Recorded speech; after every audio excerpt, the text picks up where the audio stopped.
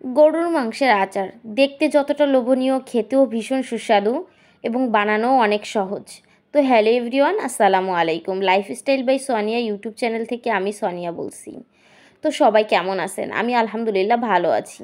আমি আজকে আপনাদের সঙ্গে শেয়ার করতে চলেছি গরুর মাংসের আচার তৈরি করে। তো তার জন্য আমি কিন্তু এই যে 3 টুকরা হাড় ছাড়া, তেল ছাড়া একদম সলিড 3 পিস মাংস নিয়েছি। তো এইটাকে আমি ছোট করে কিউব করে কেটে নিচ্ছি। আজকে আমি ভুনা খিচুড়ির সঙ্গে এই গরুর মাংসের আচারটি খাবো। তো ঘরে যেহেতু অল্প একটু মাংস ছিল, আর এটা যেহেতু সবার হবে না, তো আমি এটা দিয়ে ভাবলাম যে গরুর মাংসের আচারটা তৈরি করে নিই। আর সামনেই যেহেতু কোরবানির ঈদ আসছে, তো আপনারা চাইলে এভাবে গরুর মাংসের আচার তৈরি করে রাখতে পারেন। যখনই খেতে মন চাবে রান্নার ঝামেলা ছাড়াই ইনস্ট্যান্ট বের করে খেয়ে নিতে পারেন। তো আমি রান্নার জন্য যা যা নিয়েছি আদা বাটা, জিরা বাটা, রসুন বাটা, আর হচ্ছে রান্নার জন্য যেরকমভাবে আমরা রান্না করি 2টা তেজপাতা দিয়েছি, দারচিনি, এলাচ, লবণ, হলুদ, শুকনো মরিচের গুঁড়া এবং সরিষার তেল দিয়ে আমি রান্নাটা করেছি, 2টা লবঙ্গ। তো এই সবগুলো ভালো করে আমি মিক্স করে তারপর হাতটা ধুয়ে একটু পানি দিয়েছি। তো দিয়ে তারপর আমি এটাকে কড়াইতে অনেক সময় ধরে রান্না করব। তো একটু আস্তে আস্তে রান্না করবেন যাতে মাংসটা সিদ্ধ হয়ে যায়। তারপর যদি সিদ্ধ না হয় তাহলে একটু পানি দিতে পারেন। তো আমি একটু পানি দিয়ে তারপর আস্তে আস্তে করে এটা রান্না করে নিচ্ছি। তো গরুর মাংসের আচারটা কিন্তু আমি আজকেই প্রথমবার তৈরি করছি।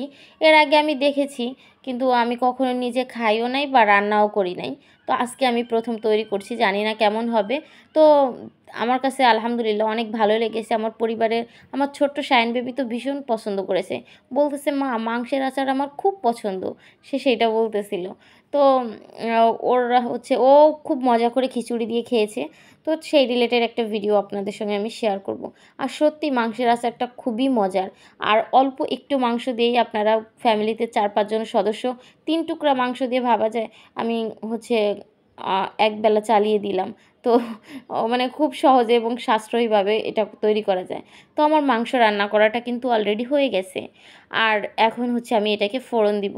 তো মাংস রান্নার পরে ফোড়ন দেওয়াটা মেইন জিনিস। এইটা একটু খেয়াল করে দেখলে আপনারা একবার দেখলেই পারবেন। তো আমি এখন কিন্তু খাঁটি সরিষার তেল দিয়ে দিচ্ছি। আর যেহেতু আমি ইনস্ট্যান্ট এখনই খেয়ে ফেলবো, আমি আর সংরক্ষণ করে রাখবো না, তার জন্য আমি অতিরিক্ত তেল দিলাম না। তো আমি এখন 3টার মতো শুকনা মরিচ, একটু মরিচগুলো বড় ছিল তাই ভেঙে নিয়েছি, তো দিয়ে দিলাম। তারপর একটু পাঁচফোড়ন দিয়ে দিয়েছি। তো এইটা একটু গরম হয়ে আসার পর তারপর আমি আস্ত রসুন দিলাম। যেহেতু এটা আমার রসুনগুলো দেশি রসুন আর ছোটো রসুন ছিল, তাই আমি আস্তই দিয়ে দিয়েছি। আর যদি বড় রসুন হয় তাহলে আপনারা কোয়া ছাড়িয়ে কোয়াগুলো দিয়ে দিতে পারেন। তারপর এগুলো একটু ভেজে নেওয়ার পরে আমি মাংসগুলোকে দিয়ে দিয়েছি। তো এখন এগুলোকে আমি ভালো করে অনেক সময় ধরে ভেজে নিব। আর একটা কড়াইতে আমি পাঁচফোড়ন টেলে নিয়ে সেটাকে আমি শিলপাটায় গুঁড়ো করে নিয়েছি, সেটা আর আমি দেখাইনি। তো তারপর একটু পরে যখন এটা ভালো করে ভাজা ভাজা হয়ে কালারটা চেঞ্জ হয়ে আসবে, তখন আমি পাঁচফোড়ন দিব।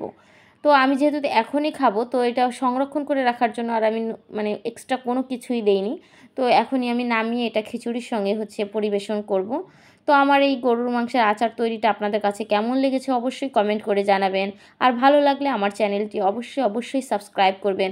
আর অলরেডি যারা সাবস্ক্রাইব করেছেন তাদেরকে তো অসংখ্য ধন্যবাদ। তো এই যে লোভনীয় আচারটি আমার তৈরি হয়ে গেছে।